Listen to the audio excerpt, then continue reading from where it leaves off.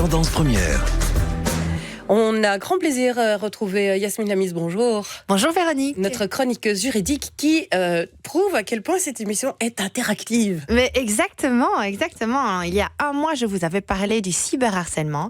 Et justement, un auditeur nous avait posé la question sur la différence qu'il pouvait y avoir entre le cyberharcèlement, d'une part, et entre l'incitation à la haine et à la violence. Et justement, c'est intéressant de revenir sur ce sujet un petit peu, parce que la réponse, il y a vraiment un lien entre le cyberharcèlement et l'incitation à la haine, à la discrimination et à la violence, que ce soit en ligne, mais pas que, il y a aussi sur d'autres médias ou sur la place publique. Et justement, on va en parler aujourd'hui. Donc d'abord, première chose à savoir, qu'est-ce qu'une incitation à la haine, justement, Véronique? On va un petit peu revenir sur ça.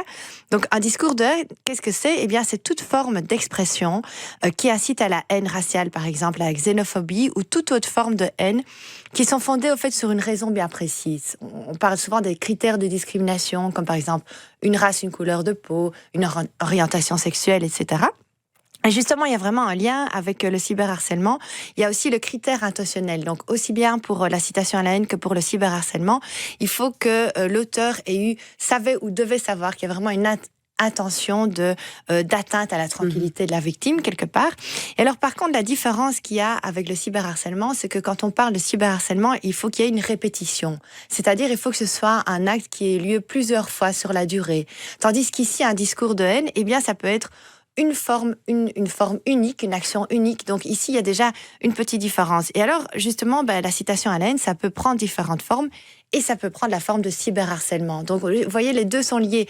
Et le cyberharcèlement, c'était quelque chose de nouveau. On n'en parlait pas il y a 5-10 ans.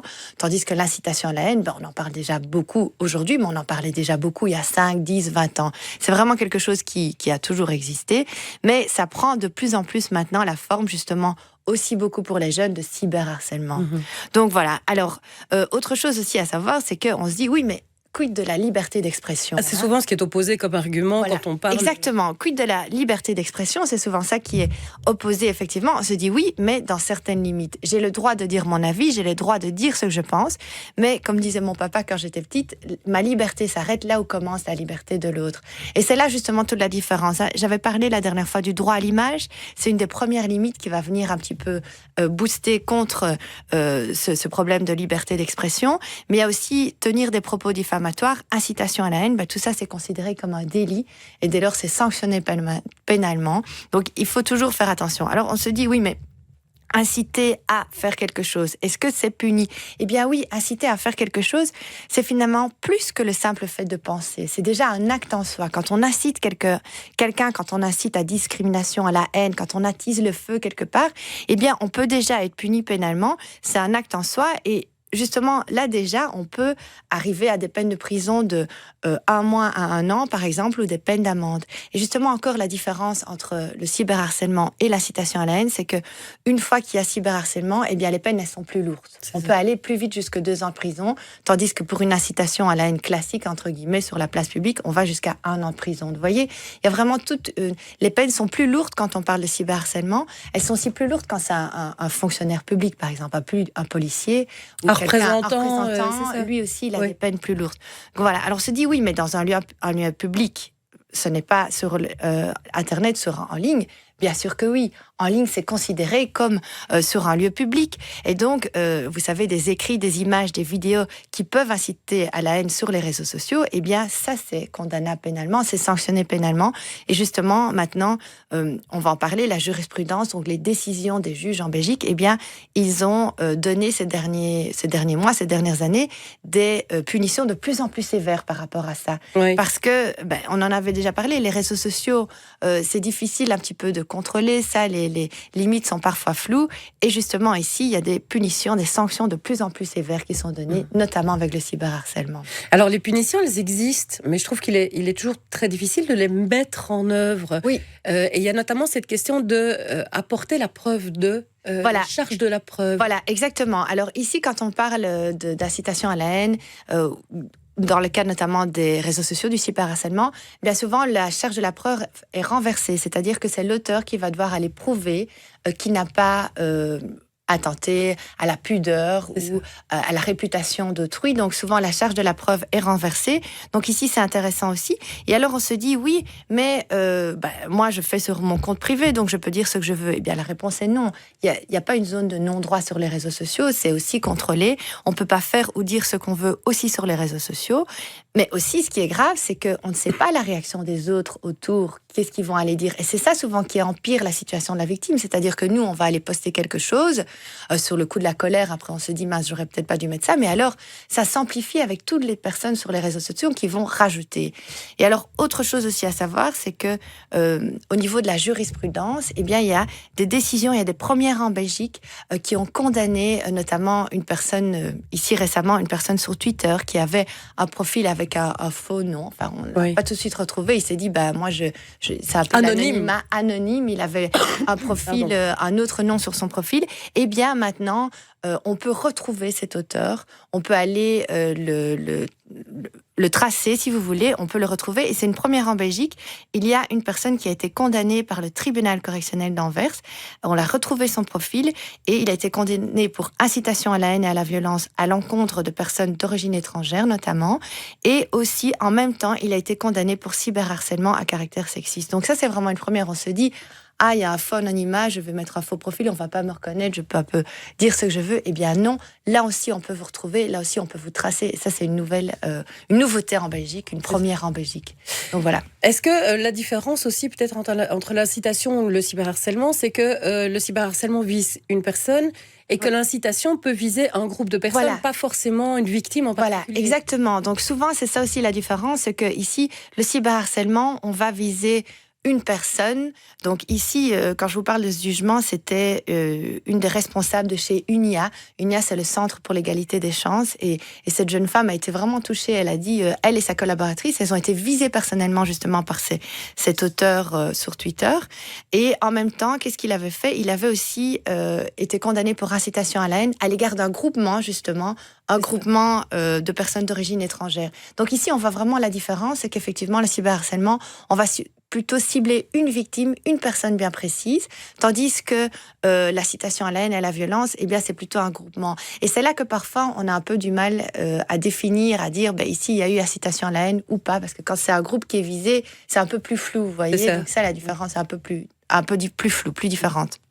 Qu'est-ce qu'on peut faire si on note effectivement sur, par exemple, les réseaux sociaux, des personnes qui tiennent des propos qui sont, ou que l'on juge un peu borderline ou à la limite? Oui, alors justement, que dit la loi? En tant que victime ou même témoin, il y a un arsenal juridique important qui existe. Vous savez, il y a plein de lois qui sont là pour réprimer notamment certains actes qui sont inspirés par le racisme, ou alors il y a les lois qui luttent contre certaines formes de discrimination entre les hommes et les femmes.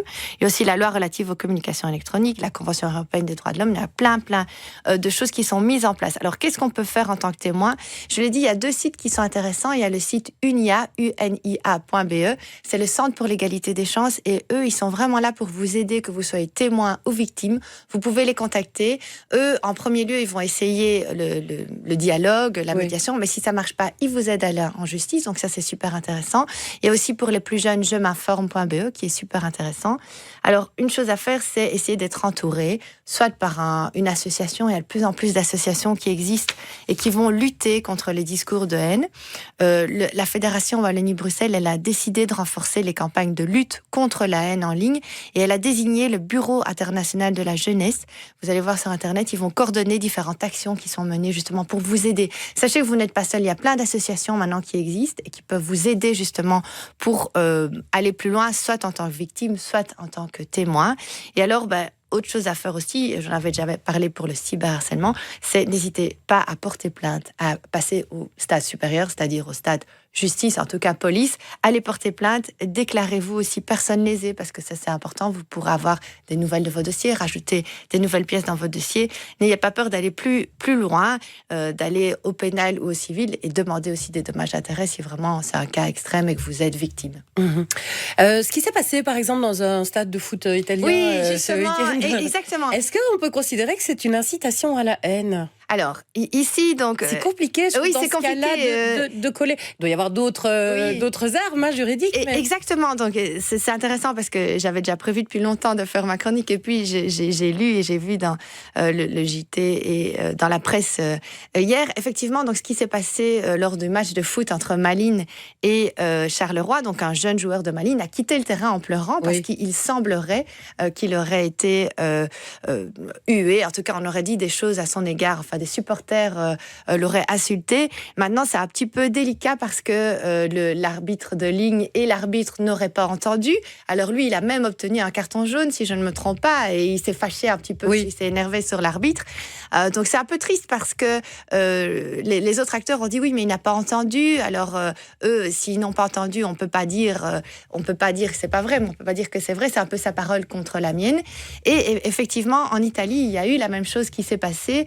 Et en Italie, on a décidé d'aller plus loin et d'agir contre ça. Et je pense qu'ils veulent commander des radars pour pouvoir écouter... Des radars sonores. Les radars sonores pour pouvoir écouter ce qui se passe dans les publics, dans les tribunes.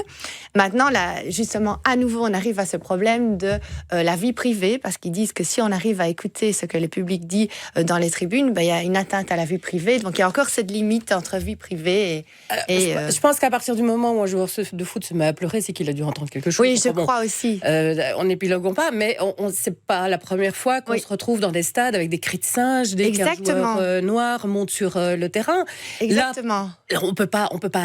C'est indéniable. Le fait est là. Je suis tout à fait d'accord, Véronique, exactement. Et en plus, ici, ça ne visait même pas un groupe, ça visait 7 personnes. Apparemment, ce jeune joueur qui est sorti en pleurant. Donc, moi, je pense aussi, et c'est intéressant parce que j'ai été revoir dans la jurisprudence, il y a une décision qui a été rendue il n'y a pas longtemps par la Cour belge d'arbitrage pour le sport. Vous savez, dans le sport, ils ont aussi des cours spéciales. Et justement, ici, il s'agissait aussi, lors d'un match de foot, de supporters qui ont scandé voilà, tous ceux qui ne sautent pas sont des juifs et tous les juifs sont homo, voilà. Et alors, la commission des litiges avait décidé qu'il n'y avait pas de discrimination à l'époque, donc elle avait débouté, si vous voulez, les joueurs. Ils ont dit non, il n'y a pas d'aspect blessant, non, il n'y a rien. Et ils ont été en appel.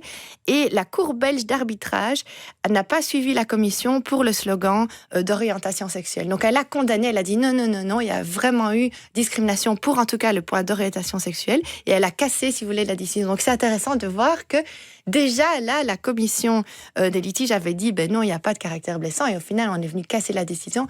Donc je pense qu'il ne faut pas fermer les yeux sur ce qui se passe. Il faut effectivement ouvrir les yeux et essayer d'entendre la victime si effectivement si elle a pleuré, je pense comme vous qu'il y a eu effectivement quelque chose. C'est troublant. C'est assez troublant. En tout cas, on est avec lui parce que c'est pas drôle. Oui, voilà, exactement. C'est un peu lourd ce genre de choses. Oui. Alors d'ici à ce que ça se passe dans un stade olympique, je pense qu'il y a encore de la marge et heureusement, mais ça reste visiblement assez propre à certains sports. Oui. Et la vie étant un sport, on en retrouve aussi dans la vie, évidemment. Exactement. Nous-mêmes, quand on est victime, on reste prudent. Alors, on reste prudent. Alors, comme j'ai dit, réfléchissez toujours avant de cliquer. N'écrivez pas, ne publiez pas n'importe quoi. Réfléchissez toujours aux photos, aux messages que vous envoyez. Et alors, comme j'ai dit, ne postez pas sous l'impulsivité. Quand on est en colère, bien souvent, on va mettre des choses après qu'on regrette. Donc, faites toujours attention à tout ce que vous mettez. Réfléchissez avant de cliquer, je l'ai déjà dit. Et comme j'ai dit, il y a des mouvements, il y a plein d'associations qui sont là, qui sont mises en place contre les discours de haine, en ligne notamment. Et alors, j'ai dit, il y a le BIG, le Bureau international de la jeunesse, qui a été mis en place. Il y a plein d'autres associations qui sont mises en place. Il y a UNIA, comme j'ai déjà parlé, chemafemme.be.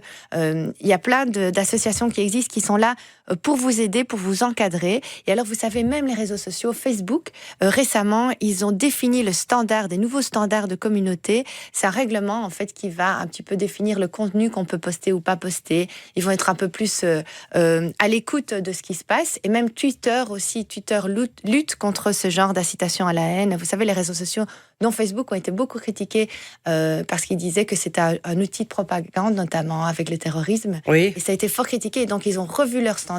Et même sur les réseaux sociaux, il y a aussi des outils pour vous aider.